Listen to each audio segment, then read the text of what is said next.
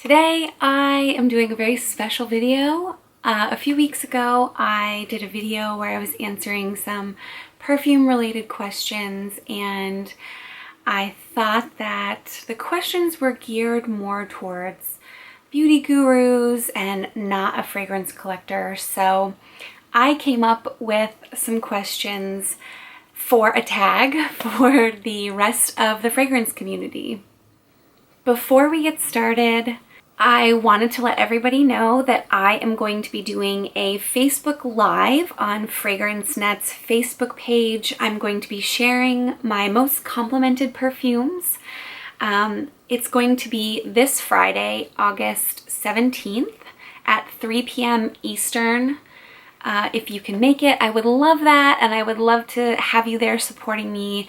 And if you would like to see more of me on Fragrance Net's Facebook page, please let them know.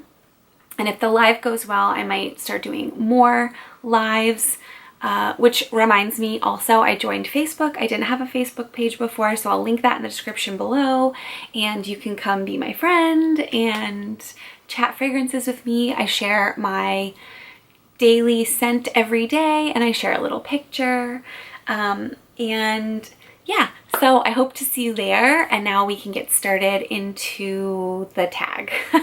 So I hope that eventually other fragrance collectors will answer these questions. I'm going to start, obviously, just to get the tag going. I think I have 9 questions, and they're all geared towards just collectors, so it doesn't really matter what size your collection is, but anyone who considers themselves a fragrance enthusiast or fanatic would probably be able to answer these questions. So we'll get started. Question number 1 is, what is next on your list of fragrances to buy? The next fragrance that I really want to get my hands on is Girl of Now Shine. I hope nobody is surprised by that. It would be a blind buy, which would be fine for me. I'm so excited. I've heard that it is like Girl of Now, but with pineapple and pear and a little bit lighter, so maybe a little more appropriate for the spring and summer. It's the next one on my list. Question number 2, if you could only have designer fragrances or niche fragrances, which would you choose? This one I feel like is really easy for me. I would choose designer because that's a huge portion of my collection. The thing that makes it a little bit difficult is that I love Guerlain, and Guerlain is technically a niche house, so that would make me sad. If I could choose like mainstream or not mainstream, that would make it way easier. I would just pick mainstream. But designer, I would just deal with designer. I haven't really dipped my toe into niche all that much. I get into indie perfumes, like Solstice scents. I have some Posy. Now I'm like blanking. Ganache, Kai's, Panna, London. Is that considered indie? I think so. Or artisanal. I don't know, something like that. Byron is another one. So I do dabble a little bit outside of designer, but niche, we're talking like really expensive, really conceptual maybe. I don't know that I'm like fully versed in that yet. Question number 3, what are your best and your worst blind buys if you blind buy? I definitely blind buy. I've tried to convince myself that I'll stop, but I haven't stopped. So I just embrace it now. So my best blind buy, hands down, Shalimar Souffle Intense. This is, I couldn't believe how good it is. This is like one of my top 5 fragrances ever.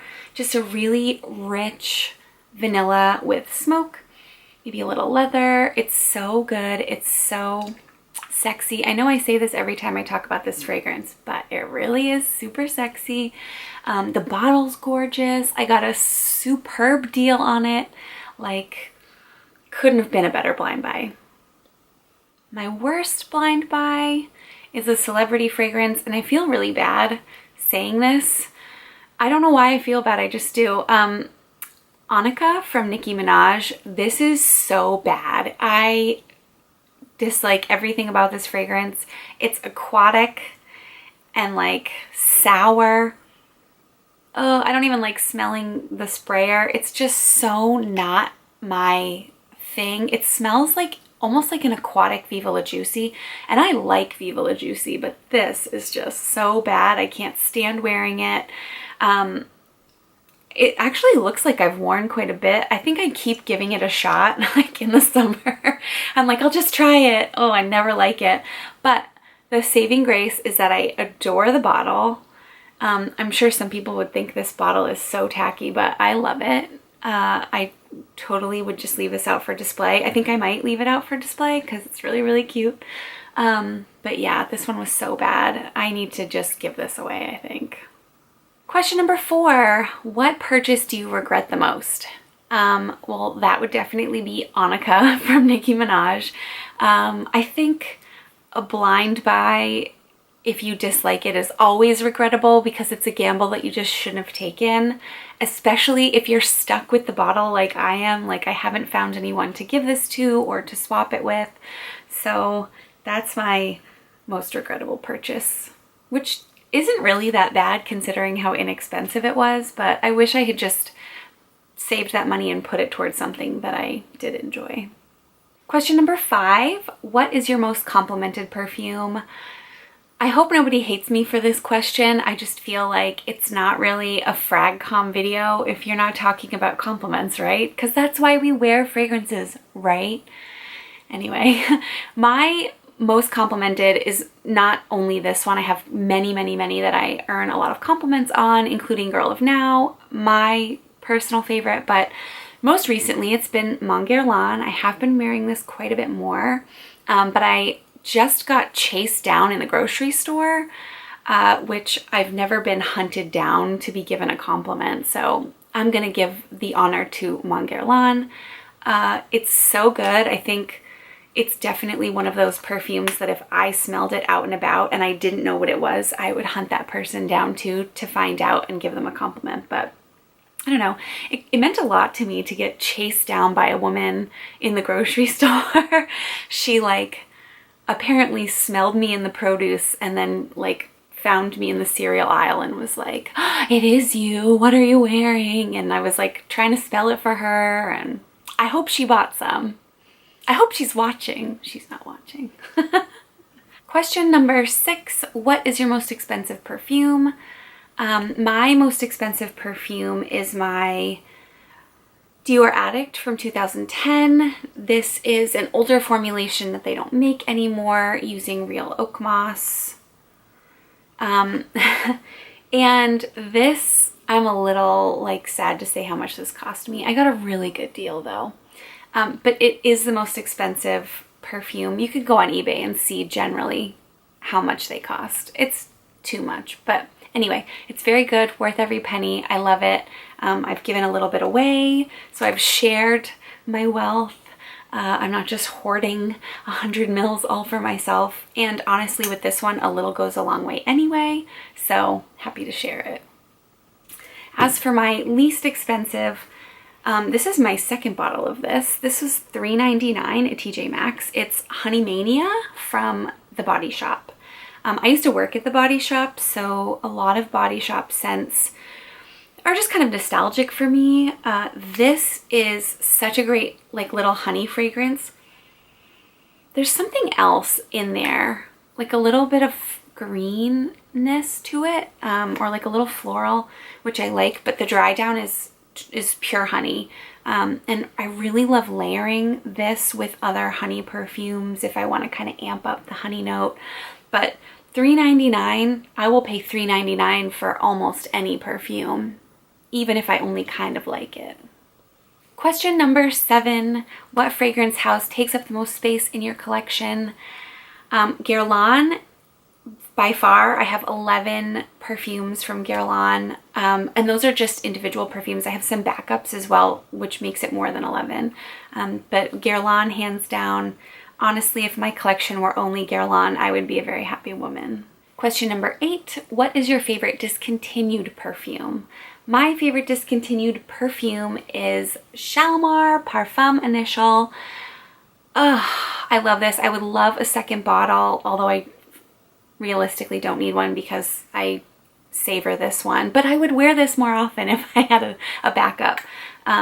This, I'm so sad they discontinued it. This is like, I know I've explained it this way before, but really this is such an evocative perfume for me. This is just like the sexy cold librarian who is like drinking tea, eating a little lemon biscuit, and like telling you to shh. Like I just want to be that librarian so bad when I wear this. It smells so good. It's like a little powdery, a little dusty. It smells a little uptight, you know? So good. All right, question 9. This is my last question. What are your favorite types of fragrance videos to watch? Hands down, my favorite fragrance videos to watch are collection videos. I love seeing too many bottles stored away so nicely, and I love hearing everybody talk about the memories they have or where they got the fragrance or when they wear the fragrance. I just love everything about collection videos. I have not seen a collection video that I haven't liked. I wish everybody would do them, and I know I haven't done mine yet. It's coming. I'm in an arranging stage of my collection at the moment because it really wasn't for display purposes.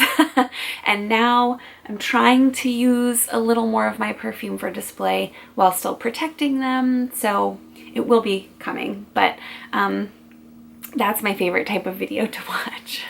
Thank you so much for watching. I hope you enjoyed all of the questions and all of my answers.